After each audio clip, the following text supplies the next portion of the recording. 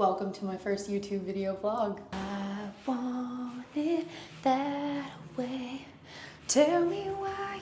This has been the first year that we've been able to stay up on our editing queue as wedding photographers, and I'm going to show you a real life tutorial today of how I use Aftershoot for culling and editing. But first, we need a tea. When we first became full-time, we didn't have any kind of culling software. We were just putting all of the images inside of Lightroom. That proved to be miserable. Lightroom is definitely an editing software. It is not a culling software. So once we were able to finally get a culling software, things got a little bit better, but they were still not that good. The first culling software we tried was Photo Mechanic. I love Photo Mechanic, I think it's amazing, but it's a manual sorting software. You go through every single image, and at that time, I hadn't yet built up my muscle of decisiveness. I found that I was selecting all of the good images, and it was very hard for me to figure out which one was the best. This is Nick. When we eventually switched over to Aftershoot, it was nice to have the power of AI to help you decide which one could be the best image. It's not perfect because it is AI, but it's pretty dang close. I think the biggest advantage you get is that it actually gives you a great starting point or a suggestion of what the best one in a grouping could be, and then you get to build your skill of decisiveness, which is ultimately how we build on the skill of being a good culler. If you don't know what culling is, it's the act of going through all of your images and figuring out which ones you're gonna keep and which ones you're just gonna delete. It's a really important process because if you don't cull enough, your gallery can start to look a little messy because you're including way more context than you actually need to. I think the value of culling is definitely overlooked. It helps you to minimize the amount of editing time you do. It strengthens your gallery overall. I think my favorite quote when it comes to culling mindset is, your gallery is only ever as strong as your weakest photo. So think about that. But if we're being honest, culling is really difficult. It's one of those arduous processes that you have to do as a photographer, and it simply takes time. I think our tea is ready. Let me know what your favorite kind of culling drink is.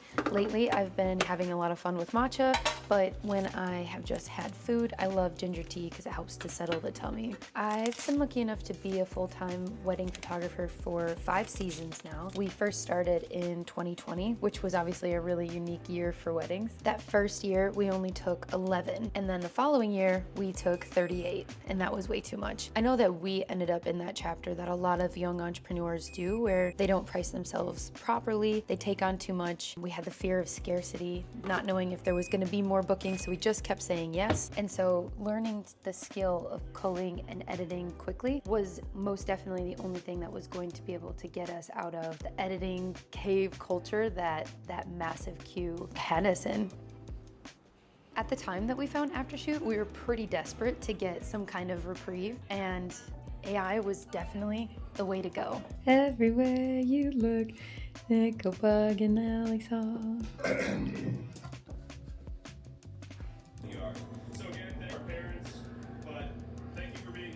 This is what the program looks like. Today we're culling Mason and Kate's wedding from Saturday. Right now it is Tuesday, so usually this is something I try to get into as soon as I can after the wedding, so that way it's still fresh in my mind what images I am really excited about and which ones are not necessary. The first thing that you're going to notice in your main dashboard for culling is over here on the right side, we have a full gallery of, let's see, where is it? 4,300, and then the selections are in green. Those are the ones that Aftershoot believes are the 5 stars or the best. And this is based on things like eyes open, crispness, like closed eyes, blurred. Those different photos are gonna get scored accordingly and be put into different categories. Whereas the green is a color coding system saying like, hey, I think these are the best, but you have to keep your eye out for the different groupings because you might agree that the green one is the best, but you also might disagree and find that the yellow one is the best, which is kind of like the mid the mid photo. And then so far I've made it through just getting ready and all of the before moments. This is the first look, and I've selected 205. So at the end of my cull, I'll be able to go to my selections and I'll be able to apply my Aftershoot profile before I go on to edit this in Lightroom.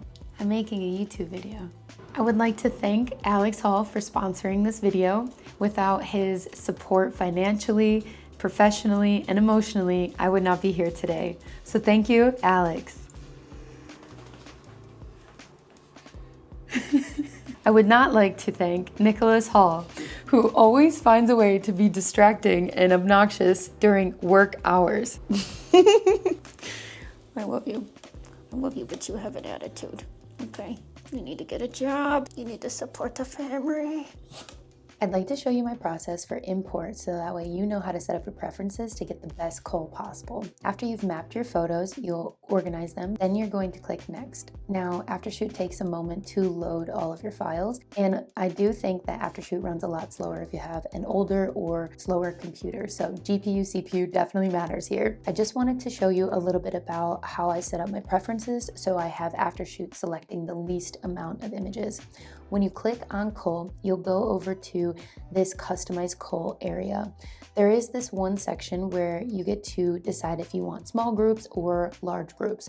We've experimented with this. I encourage you to do the same, but I find that I get the least amount of selected photos if I leave it in the largest groups. Now, I wanted to show you that you also can turn on blurry photos and closed eye photos. These are different color coding systems, purple and red, that allow you to understand if a photo is maybe a little out of focus or a little blurry, and then maybe the closed eye ones are maybe a big group of people and someone has their eyes closed. I find using all of those colors is really, really helpful. When you get back to your main Aftershoot dashboard, I like to begin my cull in the green selected area. I will then go through and select which ones I want to keep, and those will go into my selections. So at the end of it all, those will be the ones that I apply my edit to and then start working on in Lightroom. If you ever feel like you're missing certain photos, you can always go back to all and you can cull that way and see all the different colors. If you wanted to double check your blurred photos, closed eye, same thing. Those have their own sections and their own color code. But as you do go through your green selected, those all live inside the duplicates tab of each individual grouping. So here's a great example. There's 3 reds inside of this one green, and you can set up your dashboard on the right to show your duplicates, to show your key faces. You can change the size of the key faces, which I think is so helpful. Not so much in these like single person photos, but definitely when it comes to big bridal parties. You can change the actual layout and size of your duplicates. And as you're navigating on Aftershoot, you'll be using your arrow keys to go left and right on this timeline, but you can use the up and down arrow keys to navigate inside of those duplicate groupings. On my Aftershoot, I have the D key set up as my selection key. If you want to set up your preferences to have the same, you just have to go underneath the preferences of your Aftershoot program. In some programs, I think it starts with your key being like closer towards like M or N or J or K, and I just like to have it on the far left side of my keyboard. So some people do D, some people do X, whatever feels good to you. So as I'm navigating through, I have my left pointer finger on D, I have my right hand on the arrow keys, and I am seamlessly navigating left to right to get further in my gallery, and then up and down to review those duplicate sections. Now, often I do agree with Aftershoot's green and I get to grab it and move on, and that's where I save so much time, right? But if you ever get to a yellow and you're like, maybe I would like that one more, and I want to zoom in a little bit, you can use spacebar to zoom in. Sometimes you might disagree with the green and you might choose a yellow. That's totally fine. Aftershoot is not perfect, but it is helpful. Here I am going through my details, and I feel as if this is really self-explanatory when it comes to Aftershoot. You know, it's going to give you the groupings, you're going to choose your favorite one, and then you can use the space bar to zoom in, especially on ring shots if you want to see that everything's all there. I want to go and zoom you forward and show you what it's like to use Aftershoot in big groupings of people, because that's one of the areas where I know it saves me so much time because of things like key faces. Here I am zooming all the way over to the boys' groomsmen photos. On the right hand side of my dashboard, I'm going to pull this down and change the size of all the faces so you can see everyone in one quick snapshot. This is so helpful when you have large groups of people. I also love that I can quickly navigate down through the duplicates and it quickly changes all the key faces so that I can make the best decision right away. So here's an area where I think Aftershoot absolutely sparkles. I know one of the main reasons people can get overwhelmed with Aftershoot is because of all of the colors, but just like any program, it takes some time to get more familiar with what everything means, where everything is. So I encourage you to just continue to show up and learn the program. Over time, you're going to get faster. One concern some people have is sometimes Aftershoot doesn't select the one that I would have selected. That's okay. Sometimes you're going to find that you might disagree with the program and you might select one of the yellows instead of a green. It's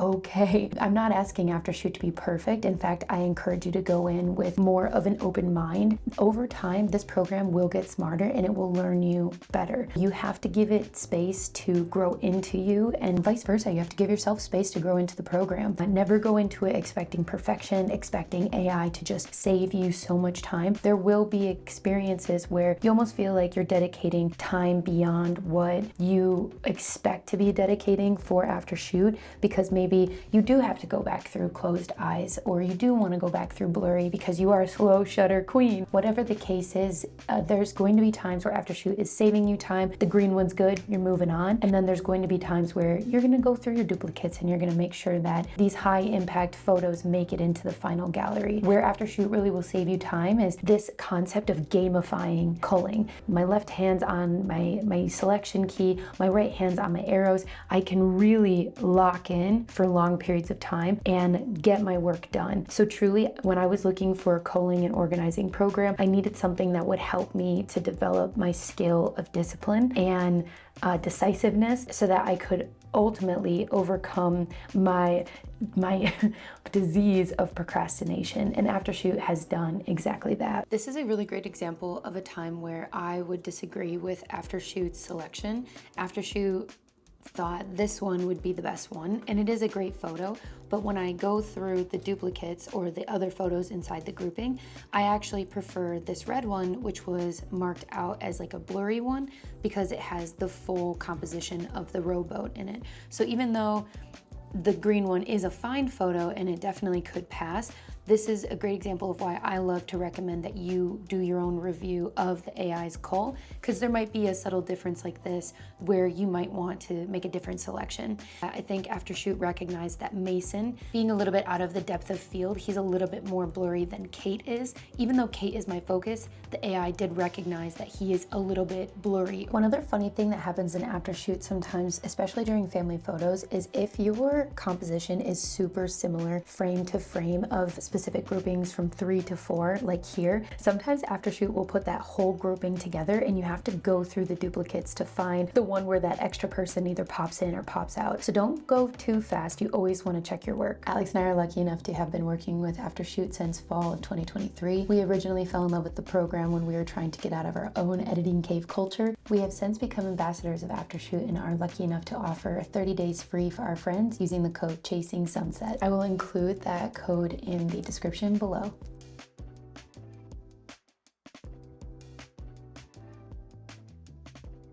We have all of our culling done. The total cull ends up being $11.99. Coming from the original $14.81, I'm pretty excited about that. I do find that I do some culling once I'm in Lightroom. It's nice to be able to see all of the pictures with my preset applied, so there will still be some more that I take out and then some more that I add in as just black and whites. So my total galleries are sometimes close to like 1,500 with those black and whites. One question that we get a lot is just how long does it take? And obviously every wedding day is so different. I felt like this wedding day didn't have as many pictures as some, and it only took about, I would say, 2.5 hours of reviewing. Now I apply my profile and I'll be able to export into Lightroom with all of the images already edited. Then from there, a lot of my editing gets to be cropping, exposure adjustments, heat adjustments, any fun masking, and then generative AI removals. When you're ready, you will navigate to My Selections, click Edit, and then you can select your profile and apply your preset or your profile to all of your images and send it to Lightroom. Now, we created our profile based off of a few catalogs of our fully edited wedding images, but you can also, in the most updated version of Aftershoot, create a profile based on one specific preset. So definitely create a profile so when you are importing to Lightroom, you already have your base edit applied. Here is how you export right to Lightroom. You would go underneath, I think it's either cull or edit, and then on the right hand side on the bottom it says export these images, and then it navigates right to Lightroom Classic. I wanted to ask our friends on Instagram if there were any specific questions that you had about Aftershoot, and I wanted to answer them here in this video. The first one comes from Megan Elizabeth Photo. I would love to see your in-depth start to finish process. How do you and don't you trust the AI? There was my start to finish process. I definitely just back up my photos right after the wedding. I then process in Aftershoot the first cull the first night. That's just something fun that I do because I like to go to sleep that first night knowing that everything's safe and everything is cold. And then you get this cutie little email that tells you how many pictures Aftershoot has selected. And it is always so motivating to have that the morning after the wedding, waking up and already being off to the races. The next part of my process is either a day or two later, sitting down and doing my cull or my review, which you just saw. That is really just me looking through all of the groupings on the right and then selecting with the D key all of my selections before I then apply the profile and then get it into Lightroom. In theory, you should have about like no more than 4 hours of dedicated, focused work time involved, and then you should be able to already be editing. And like I mentioned, I do cull some out in Lightroom. Sometimes there's just some photos you can't save even with the edit, so there's definitely still an opportunity for culling inside of Lightroom while you're doing the actual editing. With all of that being said, I can't trust AI to do the full cull and just import and be editing already. I like to look through.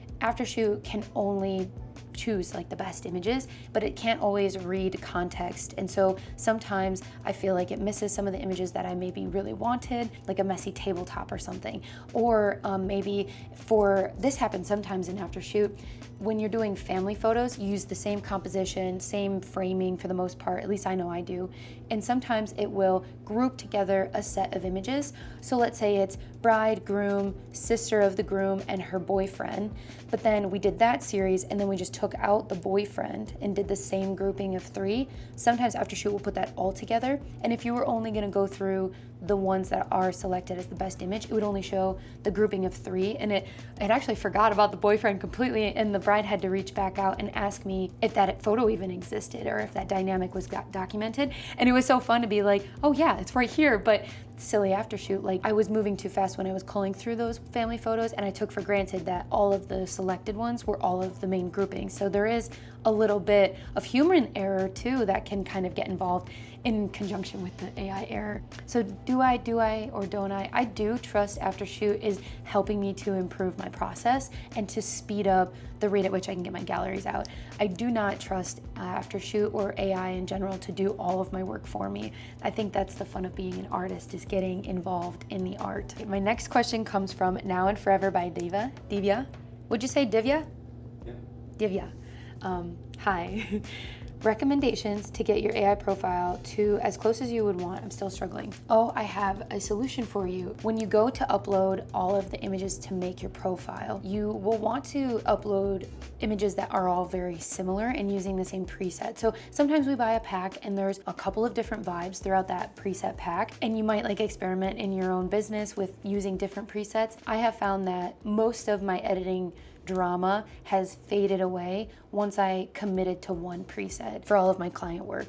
Sometimes when I'm feeling a little adventurous with our personal galleries, I'll use some of our other presets just for funsy onesies. But when it comes to the client work that I'm delivering, I want the customers to feel confidence in booking me because I use a very similar editing style. I want them to know kind of what they're gonna get from me. It leads to many, many more recommendations and positive reviews because a customer ultimately wants what you're showing them. That's why you're marketing it. There's so many other benefits to getting your editing style down pat, and the Aftershoot profile is definitely one of them. Now, one really cool new thing that Aftershoot is doing is you can upload one preset and make your profile. Instead of once upon a time, you had to upload 2,500 images and train a profile on those 2,500 images, which of course all have different lighting, all have different people, all have different clothing color, can even change the coloring of your edit. That's really exciting. I hope that's something that you're thrilled about as well. I have a question in here from Anna Disho Photo. I hope I said that right. What is your actual process? Found it so confusing, and it took me 3 times as long to cull. Oh yes, the growing pains of a new program. When I first converted from Photo Mechanic, I told Alex that it was trash. I was so mad. Sorry, Aftershoot, if you're watching this, like I was mad. And validated. Like, there are so many different elements to consider when you're switching from something like photo mechanic over to, or maybe you cull right now in Lightroom, over to Aftershoot. There's the duplicates thing, there's side-by-side movement with the arrow key, you're using the D key to select, you're like looking at the faces, you can use the space bar. There's so much going on, and obviously there's colors. The color coding felt really overwhelming for me at first, probably for you too. And like I said earlier in this video, you notice that maybe the green wasn't always the banger photo. Maybe it was one of the yellows, or maybe a couple of the yellows, right? Overshooters. And so there are growing pains, but after, I would say, what do you think, Alex? Like a month or two of trying and trying? Was it a month or two that I actually started to give it like the credit it's due? It was a long time. Okay, so I took longer than I'd like to admit, but I just found that the more that I showed up for Aftershoot and just kept learning, the easier my navigation inside the system became, which gave me speed, which gave me confidence, and then you just start building from there. Think of it like a snowball falling down a snowy hill. By the end, it's an avalanche. I am saving an avalanche amount of time now because I have so much experience working in the program. I'm just faster. The long story short and the unsexy advice is you just have to keep trying and it will get faster and better. At least that was my story and my experience. I love Aftershoot, and I love that they approached us and asked us to become ambassadors and influencers for the program, because truly it's something that we're gonna be using and loving no matter what. Use our influencer code. It is below. You can get 30 days free and really try for 30 days. I hope that you enjoyed this video, and thank you to all my friends who reached out and asked questions. I love doing this format for YouTube, and I hope that I'm able to continue to make these videos and do some more like long form Q&A, because it's fun and I enjoy it, and I'm just so thrilled to be a part of the Aftershoot ambassador team. I'll get better at the outro. And one more thing, since I'm just a YouTube baby, I would love for you to subscribe to the channel and hit the bell notification so you never miss a video. Feel free at any point in my videos to leave me a question or a comment or a topic that you would like help with. I would love to make a video for you. Okay, love you, bye. Say bye, Alex.